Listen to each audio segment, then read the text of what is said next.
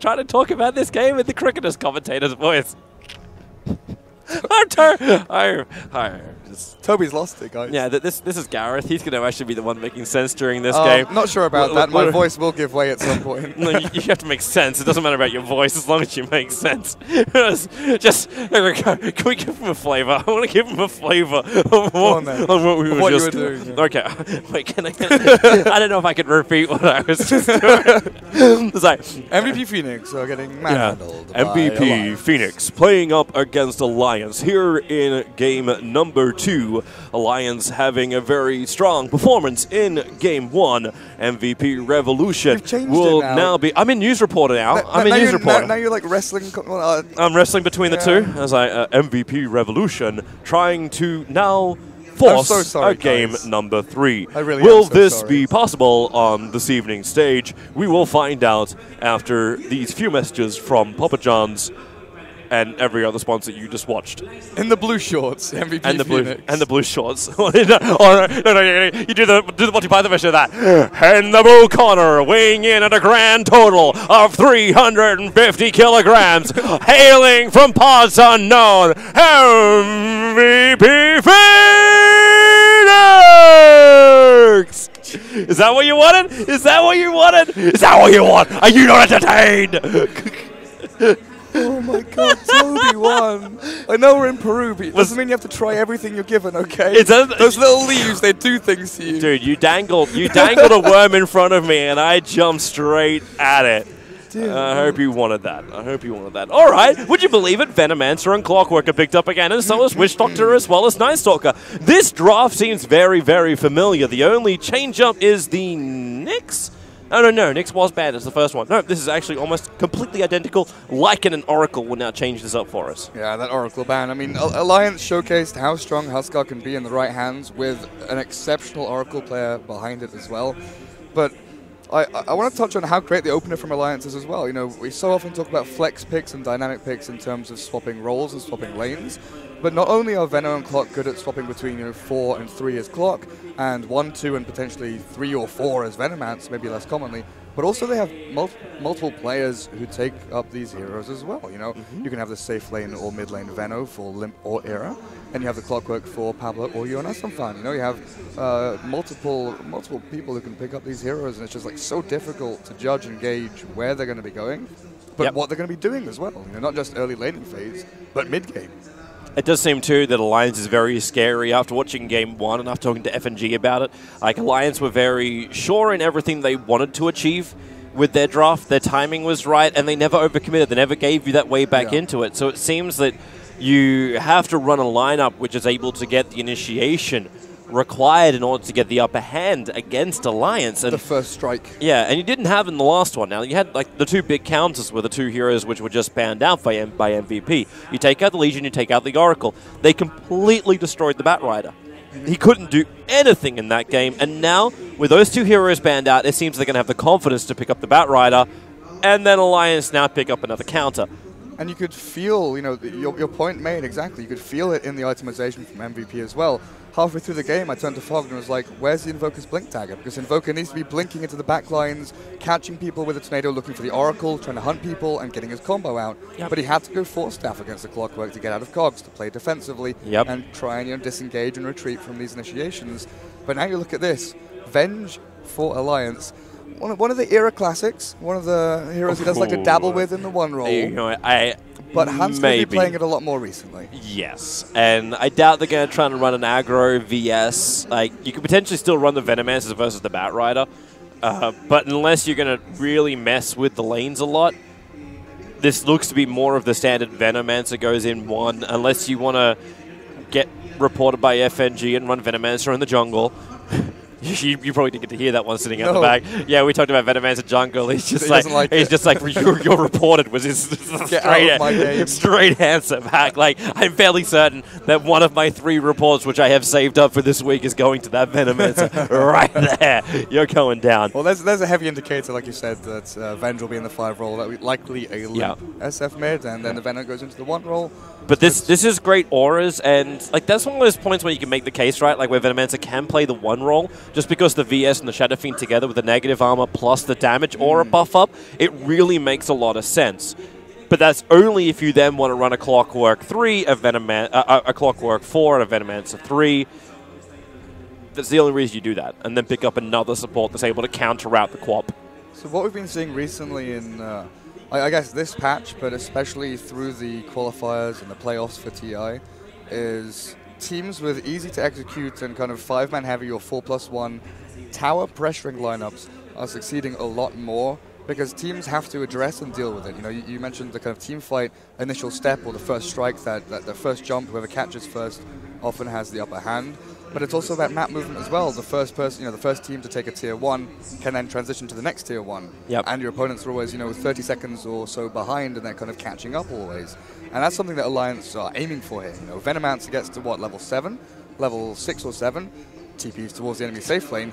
Right, I'm going to go for your tier 1. Let's take this tower, move to mid, tower, move back to his safe lane, tower, Where's my trade-off after that? Exactly. Where is the trade-off? That's precisely right. Terrorblade. Oh, wait. That has no way to transition. It had nothing in the team fights. And that's where I wonder, like, with this Night Stalker and Wish Doctor pick up at the start, if they're backing themselves into a corner each time against this Alliance draft where they're unable to have the counter initiation. They're unable to control it. And a Tide Hunter, so... He's the blanket safety. If you get jumped by Batrider, you get jumped by Queen of Pain. The Tide Hunter's there, like, right, I've got Greaves and or Ravage. Your initiation is going to be mitigated, if not just completely cancelled out by me. Yeah. But this now means that we guarantee the Clockwork will be in a 4 position. 5 position can still bounce between the Venomancer as well as the Vengeful Spirit, depending on how they want to play their lanes. But more than likely, it will be a Veno and a VS as the safe lane combination to keep the Batrider out. And VS will add that early protection. We saw the Venomancer die on the top lane as the first blood in game number 1. It's a lot more difficult for the Batrider to pull off when you have a Vengeful Spirit with a Magic Missile waiting very carefully around the side of the trees. So now, safe lane hero for MVP Revolution is a really difficult one. Someone who doesn't get kited by Venomancer, someone who can, jump onto a Shadow Fiend and deal damage. You maybe consider something like an Ursa, who's also good against Tide in lane, because you've got the ability to enrage and BKB, through the Venomancer Gale and jump onto a Shadow Fiend to do damage. But then you're still worrying about heroes like Venge, who swap you out or swaps your target away from you. It's such a difficult decision to make when you've left your carry to the 5th and final pick, to fill so many roles. You're going to tick so many boxes. We want someone to be able to buy a Blink Dagger, get a BKB, not get kited. You want a ranged hero, but you also want someone tanky who can be frontline and hit towers. There are so many things that you need to tick all the boxes, basically. It's almost an impossible choice. It's impossible to tick every single box. Exactly. You have to back one of them. Hilarious enough, my mind was actually tossing up between the Juggernaut as well as the Drow Ranger. And the Drow Range would have given everyone a lot more power in their laning phase. I can't find the slash key. I'm looking. You're so used to a UK keyboard. No, it's not on any of the other normal keys as well. I mean, I can see it, but yeah, I never noticed that. Oh, that's good. That's fantastic. Juggernaut. Yeah, so the Drow would have given you more power in your lanes, would have given you a lot more pushing power, gives you really good lane against the Tide Hunter. The Juggernaut I was wondering about because it's difficult to run a melee versus everything that's there. Keeping the healing ward alive during the team fight is going to be a real problem. And even laning against the Tide Hunter. Yeah. With help from a Clockwork, you can zone down support, and then Anchor Smash is going to really restrict the farm speed of a Juggernaut, which is a dangerous thing, because this is actually, it will still be the core Venomancer. Now, the Venomancer is going to be moved to the safe lane. Arrow won't be playing this mid, because that's where the SF is meant to be with a whole bunch of extra souls. Yeah, we saw Alliance's draft pretty much, jigsaw pieces slotted into place one by one. As it moved forward, you're like, right, that's what they're going to do. Yeah. Pretty simple and straightforward, no big surprises, to be honest. But it's simple but effective. Yep. And I don't think MVP Revolution have the tools at their disposal to deal with what Alliance brings. And, Juggernaut is probably the best option that they could go for. He's got Blade Fury to stop himself being kited. He's got kill power, sustained push if they can. Move to trade into towers as well. The other hero that I potentially considered was Chaos Knight, maybe. does well in lane. He builds up very quickly. They've got no real way to deal with Phantasm Illusions outside of raises from SF. Yeah, they don't have great clearance against it. Like, they might be able to potentially kite the illusions, but that's also what Reality Rift is for. Yeah. Like, you close the distance, you get the lockdown, you still put out the damage. But then you still have to get out of the laning stage and get your armlet, get your Manta, heart, things like that we saw. Wow. I hope Era actually already has a Blink Dagger, a Magic Stick, and he does not. He actually bought everything but it, so he can go directly into a Magic Wand. Oh, look, he's found the bat, though, dude. Well, that's good for him. But this is great from MVP, and this can happen a lot of times. Everyone knows that when you run a Clockwork, as well as SF combination, he soaks up the second support, just in order to get through 3 of the cogs as opposed to 2 of the cogs every time the cogs come up. Just to get the maximum amount of souls. Now, they've managed to get 12 in right now for the Shadow Fiend. Fantastic for him, but they want to contest they've actually come out. They haven't taken the max amount of souls. They want to try and fight this, and it may just work out. They isolate out the Juggernaut. He has to go in for the spin. Paralyzing Cast will create a little bit more space. Is there another stun? Yusufam staying on the front lines, trying to get the body block off. They'll move over to the Juggernaut, who couldn't run down the ramp. He's moving to the tree lines, but he'll give away first blood to Alliance, and it goes into the hands of Hanskin. That's so nice from Alliance. That move there is relatively standard now to go and contest that bounty rune, try and kill SF to remove those souls. But Alliance, they know it's going to happen. They assume that kind of move is going to come forth from MVP. So they go the long way around, like you said, a little bit earlier on, don't take the full amount of souls, but they make sure they have the bodies there to fight so the cast doesn't have that full potency between 2 people, which maybe you'd expect the SF +1 to be there to kind of secure that rune. But a great move by Alliance. Not only do they not lose the SF, not lose the bounty rune, but they get a kill on the Juggernaut. It's just a perfect move. Yeah, it really, really is. And this is just going to help, shore up the lanes. We already said the Juggernaut was going to have a hard time up against the Tidehunter, just because, farming is difficult. And again, you find MVP committing this Night Stalker to try and control up the mid against the Shadow Fiend. A difficult thing to do. At least they make sure that Limp hasn't got a single last hit yet. All he's got is the denies. He hasn't actually brought down a single Radiant creep yet. Maybe not the greatest thing to have on his list. Okay. Yep. Everything just starts. Is that an earthquake or some shit? What just happened? Yeah. Shake, shake, shake, shake the room. Sick. Oh, that was interesting. Oh, Pablo. He knows he can't.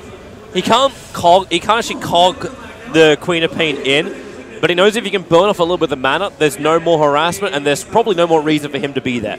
Because then he can rotate into a different lane. He can move up towards the top lane, where they can secure more of a first blood. Hanskin already going to go for the stun. The Gale will connect, and he just starts his TP. The secondary stun is too far away. Very, very clever to get out at that point. Understanding there is no more that can stop him. Great intelligent plays. You look at the Night Stalker sitting mid and you think, okay, well, this Night Stalker being here in a 2v1 with Pablo maybe, floating in and out of the lane does lift a bit of the pressure away from Tide and applies a little bit of pressure to the Bat Rider because he's left alone up on the top lane. But swift, intelligent moves from the Bat and pretty much great zoning on this bot lane by the Witch Doctor alone, sending the Tidehunter back away from the stacks, away from the pools. He does have a creep wave coming to his tier 1 at this moment, so he'll get some levels. But Yunasafan isn't really pressuring into the Juggernaut as much as maybe you'd expect in a Tide versus melee lane. I can't believe Limp CS is so low. Honestly, me neither. Even with the Night Stalker there pressuring so heavily, but Queen of Pain has been playing spectacularly. Yeah. It's just... MVP Revolution is one of these teams, I think the Mongols is probably the closest example you get to them as a team playing outside of one of the general regions. They're kind of in Eastern Asia or Central Asia. They have to play in the Southeast Asian region on 300 MS or 250 MS. So even though they're trading 50-50 or they're beating TNC occasionally, they're beating maybe Mineski once or twice here and there in official games and in scrims, they haven't been tested on land. Oh, here's your dive for Pablo. He knew something was coming, so he comes in with his battery assault. He kind of wants to get at least one trapped in the cogs, but it's not possible. Burns all the mana, but it's bottom lane where Unison farm the TP. It will not complete in time. Maledict is such an amazing ability. This is honestly one of the most underrated abilities of the past patch. I have hated on Witch Doctor for months and months. I don't like him. I haven't liked him as a hero. I've seen teams pick him up in the first phase as like a 1-2 something plus Witch Doctor. And I kind of like have that feeling in the bottom of my stomach, like, nah, this doesn't feel quite right.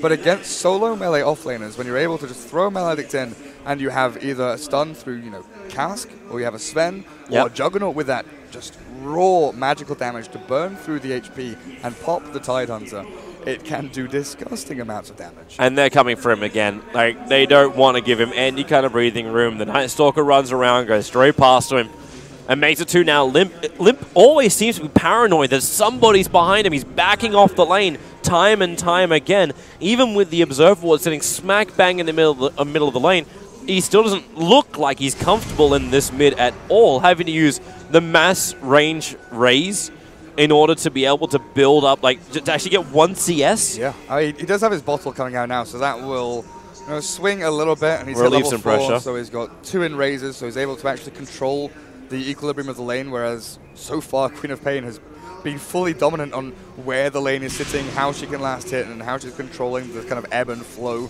of this Crop versus SF matchup. But the Batrider, look, dude, the Batrider's rotating in mid. Blizzy's actually coming in for the swing around. Yep, he wants to kill off Limp. He wants to ensure this one. The Razors underneath the tower is a dangerous thing to do. They get the kill on the Shadow Fiend.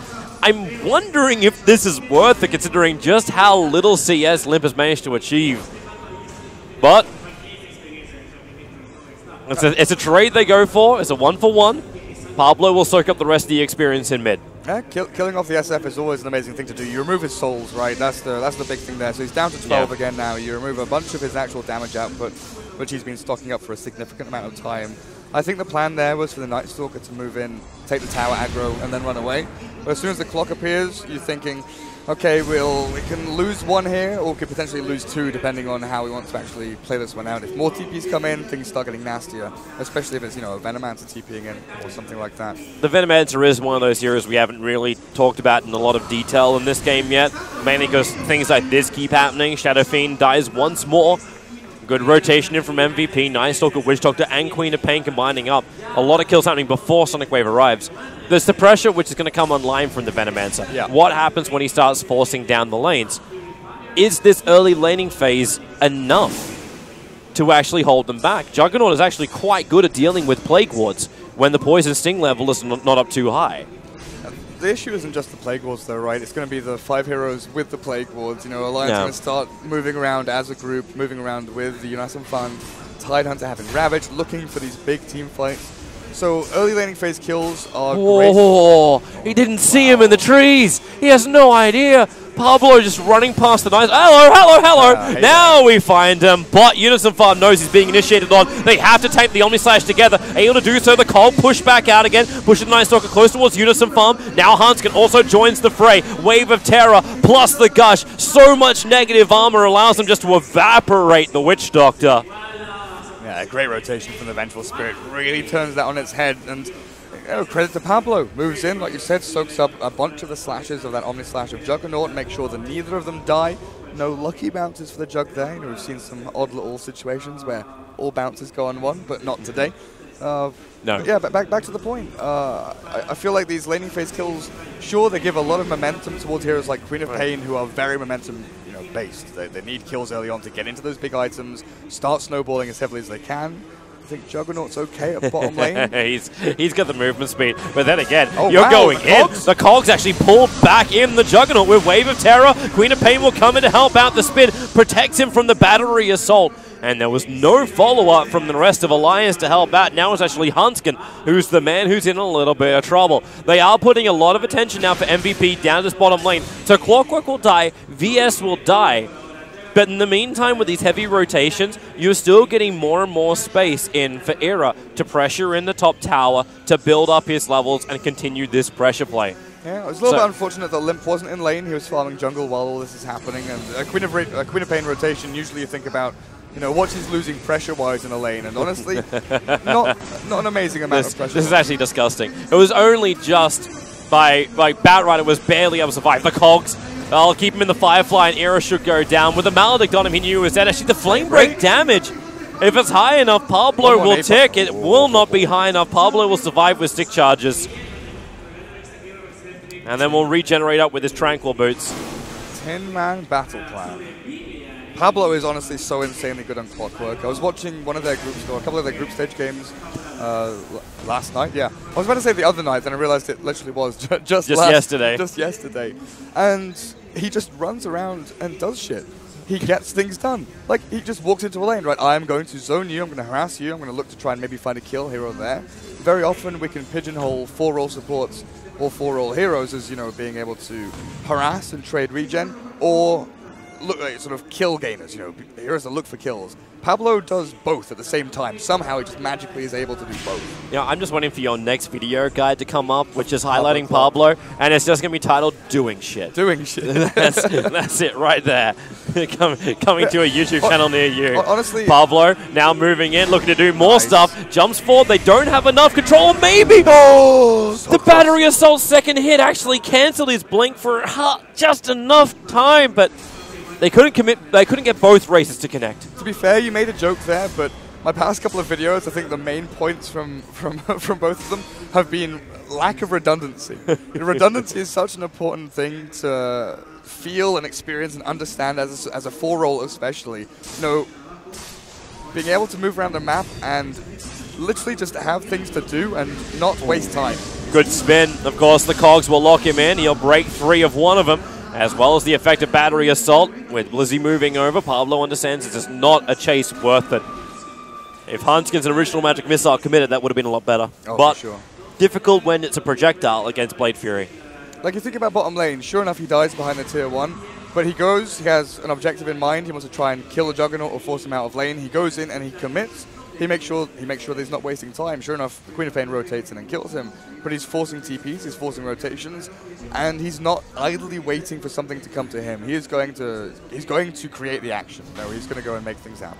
This does actually feel like one of the hilarious things where Alliance's early fail with the Shadow Fiend has worked out even better for Pablo, because he was able to soak up, like, it was at least 3 waves worth of experience in the mid, including some of the CS that came along with it. Gives him his level early 6, rotates around. Now they're able to go for a smoke gank to bottom. Dire Observe Ward revealed it. Unison farm. He's just slowed up too much. Another Stun Paralyzing Cask will fly, and it will be able to connect before the TP completes. So turn around, anchor, do whatever you possibly can. Anything to distract them from the top lane, which is where Era, once again, is trying to force the issue. And Limp is still farming relatively nicely back in the jungle. He is a little bit afraid of what's happening mid lane, though, as, oh, Juggernaut, you're in trouble there, my friend. Oh, okay. Walked into the wrong neck of the woods as exactly Limp what just Limp wants. face. Pablo's in a little bit of trouble as well. Cog actually locked himself in. The Death Ward will be able to reach, but now SF arrives. Maybe not the greatest TP to complete underneath 3 heroes. Witch Doctor knows what's up. Not sure about that TP. Not sure at all. Especially when Sonic Wave's still up. Like, Limp there in his eyes, he's like, okay, I TP, I get, you know, quick 2 rays onto the Night Stalker, finish that kill, and walk away. Were we under the cover of darkness? Like, was he out of vision? With the Night Stalker. Like, I know we're in daytime. Nice hook shot, catching the Queen of Pain. No mana to actually blink herself away. One charge will allow for that. The Ravage committal as well.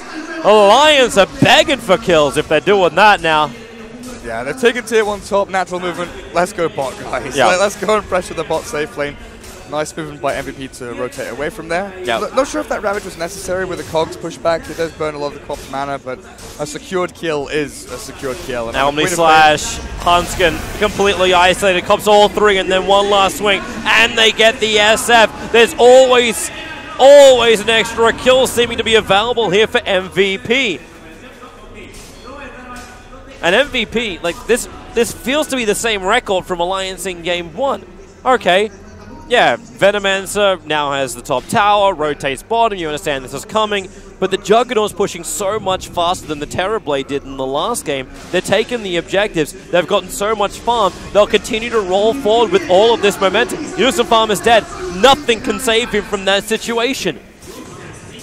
Alliance are playing so fast and loose. MVP are exploiting this incredibly well. How is this the same team from Game 1? They were tight and on point in Game 1. It is an insane difference, honestly. I mean, one thing to point out, I think, is the fact that Era has gone for Hand of Midas and delayed his rotation a little bit. But oh, goodbye. Looks like he's dead. Yeah, Nova and Gale, Hawkshot 4, they might be able to get something to salvage this situation. Night Stalker, not too high in life. The Venomancer will be able to help get the kill. Pablo is the man who takes the Queen of Pain. And Night Stalker is still retreating away. It's only a level 1 Nova, however, so the damage isn't as scary. Oh, Batrider has Blink now. Not as fast as the last game, where he had it in 6 minutes, 20 seconds, or something insane like that. But this game, he does seem to have a lot more help coming out from his other supports.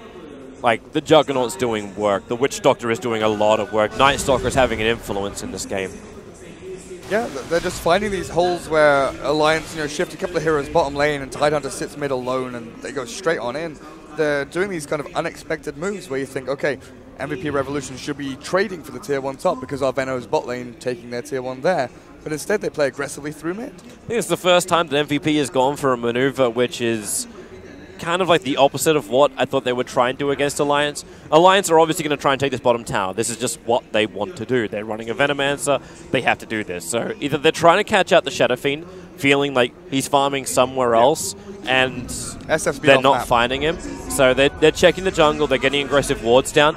And even if they don't get the kill, I suppose it does work their way, right? Like, because now they can push the tier 1 and the T2 tower up on top lane. If Alliance fight into this, they're fighting into MVP vision. Alliance do get the same work done, they get the deep wards, they push into tier 2, and they do push incredibly quickly. They're already knocking on the door of that tier 2, and can transition towards the mid tier 1, which is still standing for the Radiant, whereas MVP don't have the same kind of assets to shift across to. Yeah. Because they've already taken the tier 1 mid, fortunately enough. MVP pushed so fast. Like, the Juggernaut's doing a wonderful amount of damage, and I'm kind of surprised to see his item build. Correct me if I'm wrong, but did I just see a Shadow Blade? Yeah, Shadow Blade has been a very popular item in China, and I'm assuming this is where the kind of flavor has come from this MVP team, where safe lane Juggernauts have been going Shadow Blade. I think Paparazzi has been doing it most commonly as one of his favorite item builds. Okay. It just allows him to... You know how Nyx Assassin goes invisible, scouts ahead, and looks for kills and picks? Yeah. Juggernaut basically can do the same thing, but alone and find kills on himself. Talk about picks. Nalding's on him. Unison Farm commits a 3-man Ravage. TP support's on the way. The Sonic Wave, the damage. Unison Farm will still die of this. The Witch Doctor will be the sacrifice, but Era, a wonderful TP into the shrine, helps him actually get a revenge kill as Unison Farm who killed the Witch Doctor himself. An Alliance now on the hunt. They have Hookshot available, and the Wings will not be caught by the hook. Queen of Pain still wants to try and slow them down, screaming away, blinking away, making sure Alliance don't gain momentum from this. Not to mention that top lane is still pressuring Alliance and pushing to the tier 3 tower. That aggressive counter-initiation from Alliance, though, keeping into Shrine, the big Ravage. They stop MVP in their tracks. And with the movement top, something we didn't kind of talk about is the kind of effect of the Roche Pit being in that sort of top third of the map, or top quadrant of the map. Well, they're going to try and pop Era. Hello. Jump forward, Shadow Strike, silence, no way for him to counter with a quick old Nova. Might be able to throw it out at the end here. Nope, the damage is still too much. Queen of Pain will take the kill onto the Venomancer with the help of the Night Stalker. It's like in a situation like this where Ravage is down, they know that Venomancer's dead for a while. They've taken control of this top part of the map, and Roshan is relatively open to them. Unfortunately, Juggernaut has shifted to bottom and has to keep pushing these waves out, thanks to Alliance's Venomancer and Clockwork doing so much work with Rocket Flare and wards. I think Jug's fine with this, though. Like, he's finished up his Shadow Blade. Yeah. With the fact that the creep waves are pushed in so far, he can push out fast, farm up the jungle, and then finish up his Diffuser Blade as well. His net worth is great, and giving him a safe place to farm and then still achieve a push, you're okay with that. And no one from Alliance is going to stick around here, right? Like, you see the maneuver from MVP. They get in there aggressively. They put down a bunch of Observer Wards, and Alliance now spending most of their time trying to clean them up. And what did Alliance achieve? They had their aggressive Observer Wards down, but MVP are the ones dictating the pace of this game. They're pushing up the lanes, so it doesn't even matter if Alliance see what they're doing. They might be able to react, but MVP still look more confident in their ability to initiate. Like, Alliance right now are at a crossroads. Do we come down and defend this tier 2? We've got Ravage up in 20 seconds. They need to do something because Limp's going to get caught. Oh, Omni Slash as well before the creep wave can arrive. Tried to go for the Requiem of Souls, but it will not matter 43. Did that just say China kills? Omni kills. Omni kills. I thought so as well. It looks so hard with the text. It took me a couple of seconds as well, Toby. I looked at it and I went cockeyed. And I was like, hang on. No, Omni. It says Omni kills. Not Okay. That's what Omni Slash allows you to do. You know, push up aggressively forward, past your team and into the enemy, find a solo target, kill them, as well as the split push capability. Trouble. They swap. Quick blink away into the tree line. He's actually blocked himself in the trees. They do not know this, however, Alliance. He waves goodbye. Meanwhile, up on top lane, Pablo will get picked off by the Batrider. Lasso was committed in order to do this. So Alliance rotate everyone they possibly can down to bottom lane, and then they still lose that clockwork on top. Normally, you wouldn't be too sad about that because he's a support and his net worth is quite low, but Pablo's had such a heavy influence, you're still going to be happy about that. Feels like Alliance now with the pipe up, the Ravage ready again. All their ultis are ready apart from Clockwork Hookshot, which is up in 1 second. It's ready to go.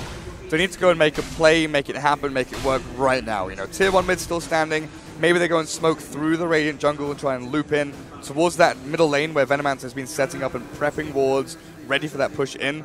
But you also think about this Batrider who has been sitting top lane for a significant amount of time. The wave is nearly hitting your tier 3. So what do? You have to come back and address this. You need to send someone here. And then you look at these MVP heroes. Both Nightstalker and Bat. They're getting ready to find someone who maybe pushes a wave too far. But Limp, intelligent move, goes back down towards mid. And I think they'll start prepping for a team fight sometime soon because they need a foothold in this game. They need a way to get this SF up and running because so far he's been struggling really, really difficultly. Well, they just did it. They grouped up on bottom lane, but they're right underneath a Radiant Observer ward when they smoked. So if MVP are smart about this, potentially they can make Alliance's gank into a trap. Actually, the Observer Ward? Yeah, I think the Observer Ward, the Observer Ward did see the smoke. The blue line is drawn. Yeah, okay. They pressure the mid, they know they're behind him. Batrider is still not part of this fight. He TP'd all the way home. He TP'd to the fountain to pick up the Gem of True Sight. Get back, says the Batrider. I am not ready. I have not finished buying items. Leave the tier 1, let it be. Well, the trouble is, what does Alliance do now? They're too afraid to push past that tier 1. They don't want to go walking into darkness where maybe high ground is being held by Batrider who can blink lasso you. Even with a Vengeful Spirit, you're still a little bit afraid about those kind of initiations just because of how quickly they can happen. Blink lasso into an Omni Slash on an isolated target just shreds them, no matter who it is. Yep. So it still is MVP in the driving seat. I mean, how far ahead are they? 5, 6K ahead in net worth. They've got the big items coming out. Juggernaut finished off his Diffuser Blade. Manastyle is well on its way, thanks to that Yasha he picked up as his primary item.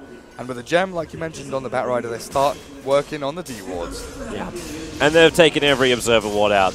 They're still having a bit of a hunt just in case something else is around there. But every aggressive Observer Ward from Alliance is now removed. They only have vision to protect their jungle. And MVP will now try and make the most out of it. They're going to smoke up. They're moving forward towards Alliance now. They do not have sight up on the hill, but they know exactly where they want to fight anyway. Grabbing Era. The Sonic Wave! It hits on 4. The Ravage, however, also connects onto 4 heroes with the Death Ward damage. However, that is doing some work, pushing Alliance back. 2 heroes down. Era, there was no way he was going to survive that anyway. But MVP look towards Roshan. Pablo, they'll see him. The stun will connect in. Pablo can cog up. But now with a double damage rune on the Queen of Pain, she had it for that fight. MVP will take fight and Roshan. Alliance looked... They looked ready, but they were barely ready. Vengeful Spirit wasn't in a position to have a good swap onto the lasso target. Era was just a little impatient, walking down the ramp, not holding the high ground. If he'd waited, a second and a half longer, they would have been able in the perfect position. But they didn't fully know. They were running purely on game sense for that. Yeah, they were in the right, in the right general vicinity, but not perfectly placed to sort of micro placement or micro positioning from Alliance, which is very unfortunate. And even with the big Ravage, the cogs trapped them all up on the high ground, where Pablo thought that, right, we're going to stop this fight in its tracks, make sure that we're safe on this side, and you're not safe on the other side, but in fact they just couldn't do the damage into the lockdown. Yeah. But this is the issue of Alliance, where they're unable to afford like that early gem you saw out from MVP. They can't do the counter warding without running the expensive 100 gold for every sentry you plan. And you're still not going to find those very nifty little wards like the eastern one of the Shrine, which was down, and that's what allowed MVP to see the fact that Alliance's backline was not in the perfect position, that they knew they could jump the Venomancer, try and pop him, and still take the fight. Even when a big hit Ravage comes out like that, it still wasn't going to be enough. And Alliance are now, they're in a mode where they have to find something amazing. You can look at the difference between it. The effect of the Juggernaut, who's getting stronger and stronger with that Diffuser Blade, up against the Venomancer, who's still using Midas to catch up. 3 levels fully behind, not to mention a crap ton of gold. The Vision game just isn't a game anymore for Alliance. They can't get wards down against Gem, against Night Stalker. It's just incredibly difficult. So moving out across the map to even push waves out, you see Limp kind of waddling back into his base, back to tier 3s and tier 4s because he can't go bot lane. He's too scared of the Juggernaut appearing out of nowhere. It's so difficult for them to catch a break here in this.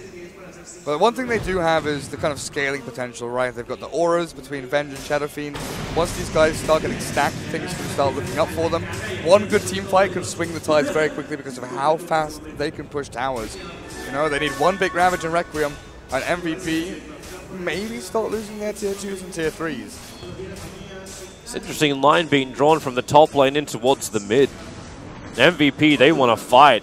Like, Blizzy is just itching for it. Any vision he can get inside the base, which allows him to jump. If it's Shadowfiend, he'll go for it. There's a level 2 Omni Slash. They can pop anyone that comes forward, and if no one decides to come forward, then you just take the tower. Aegis Immortal is the only thing you'll lose, but potentially the tier 2 tower up on top. This feels like a very similar trade-off to gain number 1, but the shoe is very firmly on the other foot. Fortification burned by Alliance. Nice timing. So they back up, they regenerate. He actually burnt Shadow Blade in order to do that runaway. It was very important they did so. There's really nice timing from the Juggernaut there. Hanskin was, kind of pacing forward, getting ready for the swap as that Blade Fury wore off, just to try and find that drag back into base to kill off the Juggernaut away from the rest of his mates. But well, this Pubba was ready. A little bit of damage to the mid tower. Last time Alliance did that, and they rotated to take a tier 2 tower, but MVP's had such a greater early game than Alliance did that the tier 2 tower no longer exists. But they will be coming back, and this isn't like a double save cheese kind of thing where you have the Oracle, where you have the press, the attack from the Legion Commander. These things don't exist. You do have Aegis for another, minute and 50 seconds or so? A minute and a half for that Juggernaut Aegis. So they've got some time to go and make a play, but if they want to do it, they have to do it now. And Alliance, it looks like they've got that timer down. They'll be prepping themselves for that fight so they can try and kill the Juggernaut as the Aegis expires, or at least look for a fight around that time to lull MVP into that kind of situation where it's make or break. They either have to disengage and get out if they're jumped on, or they commit and fight and potentially lose out on that Aegis efficiency. But MVP know how to play this perfectly. Switch the Queen of Pain up towards the top, let it split push it out. Juggernaut continues his farm under the relative safety of potential initiation. The Quap can just blink in, or TP in, blink forward Sonic Wave, and then brings her damage to the fight eventually. And this is the split push that I was worried about, that the Alliance would have to deal with. Because both Batrider and Queen of Pain and even Juggernaut with the Shadow Blade, they're able to move across the map so quickly, shove out waves, and force Alliance to come back and address it, whereas Alliance are so focused on 5-manning around towers and around objectives, grouping up as this big ball of hatred to try and get into the enemy base from the dire side to the Radiant.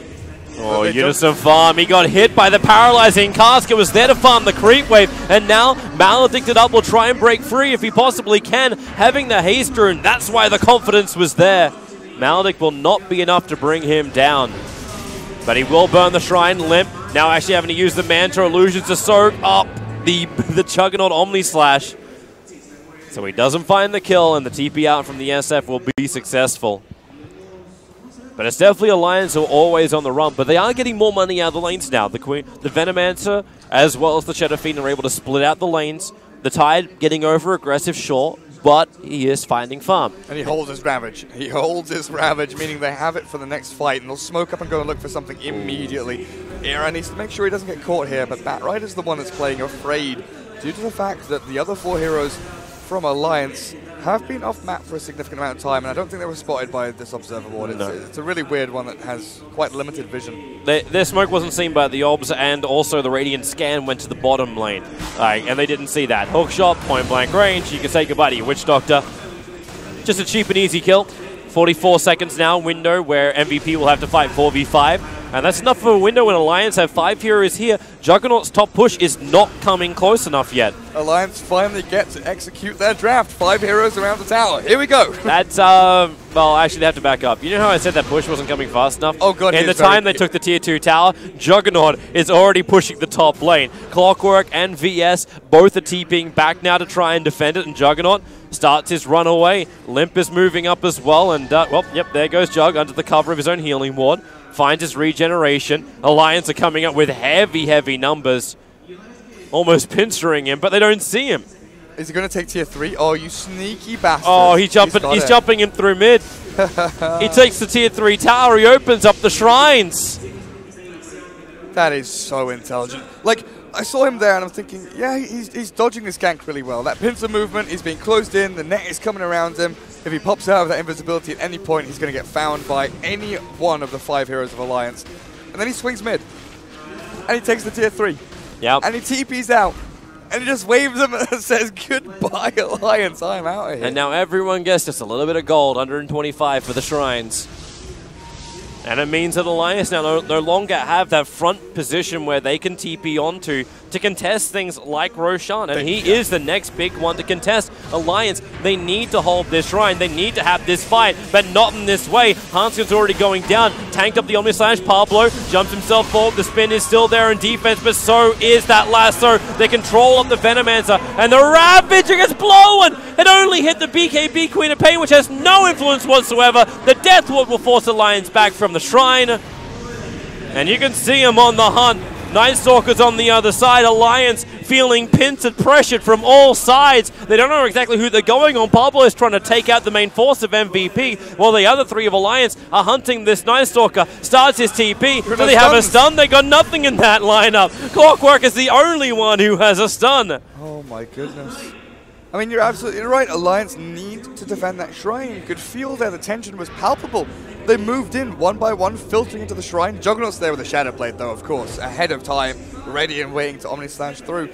But they just were not in a position to fight. Yet again, that high ground position, Alliance feel like they're in the right place at the right time. They're just not positioned individually in the right areas to get things done. You know, the Ravage from Yunasafan, sure enough, it looks like he blows it on just the Queen of Pain BKB, but when you see a Queen of Pain in that position, you expect the other 4 heroes to flow in around her to try and focus down targets. So it's in theory a good Ravage, because you expect enemies to move towards the Quap, towards the Ravage, and move in. Yeah. But it's actually impeccable play from MVP to move away from the Ravage before it happens. Before the Ravage actually comes out, they're already in position to say, right, we've backed up, Queen of Pain, BKB, Ravage is blown, and then the wave hits. Then the tidal wave comes through. Then they start running down and chasing Alliance. Oh, Alliance. They are getting into a deeper and deeper hole. Over 10,000 is the net worth advantage going the way of MVP in both gold and experience, I should say. So they are feeling very comfy. A very powerful Juggernaut, a very happy Queen of Pain. And the rest of Alliance now understand that their team fight has to work. Wait for the next Ravage timing. You do have yourself another 33 seconds before it will come back off cooldown. Roshan is not up yet, but both teams know it could be any second, and it will actually be any second. In fact, in the next 5 seconds, Roshan will spawn up. They're battling for vision control at the moment. Roshan does now arrive. And Hanskin just sent his rocket down mid lane to try and... Well, I don't know if he's looking for vision or to push it out. But he doesn't know that Roshan's alive. MVP are the only ones with that actual information confirmed. MVP just have the run of this map. Limp is and now they see away. They know that Roshan's there. Healing Wall was committed pretty early into this, so if Alliance are able to take this fight when Roshan gets low, that Healing Wall is only going to survive for maybe 5 seconds of the team fight, if even that. Rocket again giving vision. They're smoked up. Moving down, need to find a better line. Clockwork hook shot, looking for that as the primary initiation here. And then maybe the bash onto the Juggernaut. Roshan's coming out. Sonic Wave only really connects onto Limp. Roshan will go down. Aegis is into the hands of Juggernaut. Starts instantly into the Omni Slash. He wants the SF down. The illusion taking up a little bit. Limp now winding up the ulti. He'll get it off. The Force Staff gave him the distance. Does he have the damage as well? They burn through the Aegis of the Juggernaut. This is the fight that Alliance needed. But can they finish the job? Queen of Pain currently gunked up. Limp in the trees. On the run. The stream is too far out. The Rocket will get the vision. Limp will take the kill. A 3-time streak will save him. Pablo creates space. And Limp is home and hose with glory. God. Woo! How does Limp live there? With a lot of help from his friends. He did get by. He did get by. Getting Force-staffed out, the Requiem and right-clicks killing off Juggernaut, moves himself south, Queen of Pain held up by Clockwork. Pablo did so much, but Yunasafan finally gets a Ravage he can be proud of. Sent a postcard back home to his mum and say, look what I did. I hit some people with my big old tentacles. Dear Lord, Alliance, they get the job done, but that's step one. That's one brick in the wall, Toby. They've got so much more to do. It's a long old road. It is. The Juggernaut is still massive, but at least it's not an immortal Juggernaut. He doesn't have both Aegis and Cheese. He only has the Cheese now. That's a lot easier to deal with. He doesn't have Butterfly, though, and SF, I mean, how far away are you from MKB? A decent way, no doubt. But you got a lot of magical damage which can still do the work. You had the Venomancer. He didn't go for the Aghanim Scepter. Instead, Era seems to be trying to find other ways to try and soak up. Like, it's going to be a split push in a way, but he's going to soak up the Omni Slash, breaks him free of the silence. He's going in for the Manta style instead on the Venomancer. Like, that's been honestly so important. You know, even in that team fight, Era moves towards Limp to get that Omni Slash damage away from the SF, which is another factor that caused Limp to survive through all of it. Because Juggernaut has been very, very good in these team fights at isolating and singling out a target, of course, not just through his own movement, but thanks to Batrider and Queen of Pain kind of skirting in and out of the team fights.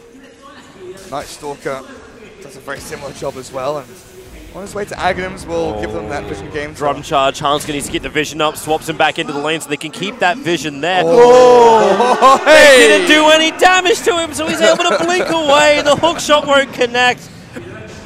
But you understand why Alliance are doing what they're doing. They're keeping the pressure up. The more they fight, the more they keep pressure around Roshan and keep MVP on their side of the map, the longer they keep that shrine alive, the longer they keep MVP from doing what they were doing previously, which is split, split, split, add pressure towards the racks, and then create space in both jungles. This is not happening for MVP. This is why their gold lead just dips slightly and their experience lead massively drops. Because they're having to group up to achieve their objectives. What is that dip, though, in net worth? It must be quite significant, because it was up to about 12k or something, right? Yeah, it's only 12k down to about 9,000. It's actually not as far as you would have thought for that fight. It's the experience graph, which kind of shows more of the swing that happened in the fight. Because you have to remember, too, Roshan was still killed off by MVP in the middle of it. Yeah. The Juggernaut, yeah. Okay, you still got a lot from him, but it's that toss-up, right?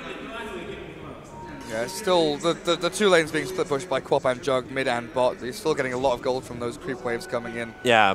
Whereas Alliance, they're playing the inefficient game, basically, grouping up as a number, 4 or 5 heroes, moving around, trying to farm jungle camps as they go, but only 1 or 2 of them will be actually farming the creep waves themselves. Witch Doctor and Night Stalker, where are you sitting at now? They're all grouped up around their own ancients towards the west. They're looking down the mid. Like, if this turns into what I think it may be, which is like, hey boys, like, we need to take racks. Go bull rush the racks and get in there. But I'm wondering also if that's a little bit premature. Like, do they have to do that? Are they really under that level of time pressure where they feel a need to force the lane? Or do they force the lane in order to get this, number 1, Shrine, and 2, Alliance to react to them when they're in a better position? It's an awkward one, right? Because when you're ahead like this, you never want to feel like there's the ability for your opponents to take a trade equal to or better than what you're getting. Ooh, that Shadow Blade. Where's your detection? With Night Stalker triggering Darkness, their vision is pretty, well, it's non-existent. They can jump behind with a quick flight in. They can silence on Unison Farm and stop that Ravage. It hasn't happened yet. The Ravage will connect, but the BKBs protect most of the targets in it. But oh my lord, SF, he was just able to wind up. Juggernaut is down. Night Stalker has followed him to the grave. And now the Witch Doctor wants to TP out. The damage output is barely doesn't reach him. But Alliance have 2 big kills, forcing a buyback on the Juggernaut is still going to be a huge win for them. Batrider, BKB, check. Queen of Pain, BKB, check. Unison Fan, Ravage on Juggernaut, who doesn't have BKB, doesn't use Blade Fury, check. They get the Juggernaut kill with the Requiem wound up. I was wondering, who is that hero in the middle? Because I couldn't see you. He was hiding behind the SF. Who is that hero that's being absolutely mauled to death? You mean the one that got hit by Requiem himself? Yeah, like, Rage? Oh, it's the Juggernaut. Right, the big hero for MVP that they've just lost. Yeah, their largest net worth hero on the field. Now, maybe a little bit lower. They do not want to buy back on him. They are using their fortification. There is no Ravage available, but there's no Omni Slash, there's no Death Warp, there's no Sonic Wave, there's no Darkness. A lot of things are missing from the MVP arsenal, and they can feel the pain right now. Alliance, they won't back off. Limp wants the range racks at least. Paralyzing Cast is causing a lot of issues for Alliance. Nice try. It's Ravage in itself. But the range racks will fall. Alliance can now back up as Juggernaut is respawning, and they can look to the shrines as well. Pablo with a sneaky force-staff into attempted cogs. Did they actually turn and fight? They actually waited for it. MVP were looking for some exit kills, and now they're going to give over a huge advantage to the hook shot. It'll miss its target. The silence comes in from the Queen of Pain, so there's no follow-up, but it won't matter. Era was able to gunk him up. The Paralyzing Cast bounce forward, but Limp has the protection of the BKB. He's down. He's out. He's non-existent. He tried to split push the side lane. He was not there. For whatever reason, Juggernaut respawns, tries to go the long way around. I think he's trying to wrap in behind They just wanted to pick. They just wanted to pick off. Maybe that was it. Like, it looked like he was split pushing, but it could have just been the fact that MVP were going to try and contest them around the shrine. But Alliance said, no, we're going to pull the old Rocks kits. We pull out just to shove it back in again. And for once, Alliance, they hold the high ground with knowledge of where their opponents are and have the advantage. Oh, MVP just lost the game with that play, or Alliance just won the game with that play. However you look at it, that was the turning point. And Alliance will be able to claim megas from this. You Omni Slash, but the illusions in the entire Alliance team will tank it up. The Sonic Wave, minimal damage. Pablo can still create a lot more space here. Unison Farm, now your Ravage will trigger. Queen of Pain, the only one not connected on it. The Cheese will trigger off here from the Juggernaut, but he's just taking so much bloody damage. Eventually he'll die. What are we, a mole cam for the Shadow Fiend? Is that all that mini cam is on the bottom? The Rax has fallen down. Queen of Pain is still covered up in Poison Sting. Plague Lords are behind them. They can just do it all over again. Yeah, there's no clockwork, but the Shadow Fiend does so much damage. Era will be able to do enough for himself as well. Your BK beat up, and there goes your Batrider. You can say goodbye to your Queen of Pain in just a bit as well, or maybe it's going to be the Juggernaut. One more attack, they do it. They call GG, well played. Alliance have actually 2-0'd MVP after MVP were 11,000 golden experience in front. One rickety fight around Roshan, and then it went avalanche style. Honestly, I think it started earlier than that. You know, we were looking at Alliance, they looked very shaky, they missed a couple of big Ravages. They were kind of, you know, on the rocks, or on the rope, sorry. And then that one time when they pushed tier 2 mid and they finally managed to get their lineup up and running to, you know, actually do what they were meant to do, 5-man around an objective. Get enemies to move into them so they can fight in a circle, stand their ground, have SF just be like right click, right click, right click. Batrider melts. Batrider blink lassos, catches the SF. As soon as lasso is done, he dies within 4 hits. He's gone, he's out of there. Queen of Pain and Juggernaut could not stand their ground either. Yeah. It was just ridiculous from Alliance. Absolutely ridiculous. And they really capitalized on the small space they are able to get. Alliance with a terrific play. This will now push them into our 3rd series of the day. So we have SG Esports who are able to win that first semi-final earlier on. Now Alliance will advance forward and play in that one. You'll drop down into the lower bracket with poor MVP. They will face up against the winner of Thunder as well as Midas. We still have our other best of ones to potentially, let me actually check our clock for tonight. It's only 9 o'clock. And we've got another best of 3 to potentially play. We'll be fine. It may be played tonight. It may be played tonight. But we have Team Spirit versus Infamous as well as Thunder versus Midas. They're the last best of ones. Elite Wolves are waiting for the winners of Infamous and Spirit.